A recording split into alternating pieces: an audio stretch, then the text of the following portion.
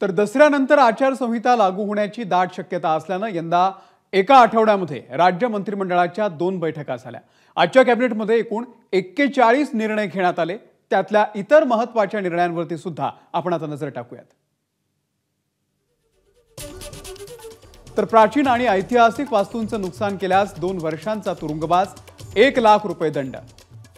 आजच्या कॅबिनेटच्या बैठकीमध्ये झालेले हे निर्णय आहेत। मच्छीमार कल्याणकारी महामंडळ स्थापन केलं जाणार आहे।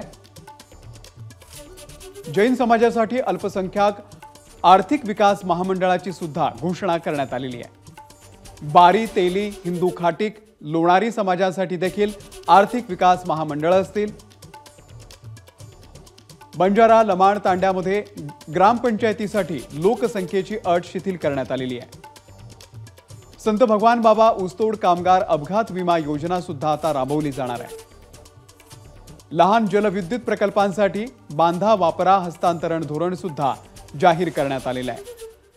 कोकण ते पुणे विभागासाठी राज्य आपत्ती प्रतिसाद दलाच्या 2 कंपन्या स्थापन करण्यात आल्या। सोलापूर ते मुंबई हवाई मार्गासाठी वायबिलिटी गॅप फंडिंग सुद्धा जाहीर करण्यात आलंय। वैद्यकीय अधिकाऱ्यांना 7व्या वेतन आयोगाप्रमाणे व्यवसायारोध भत्ता आता दिला जाणार आहे।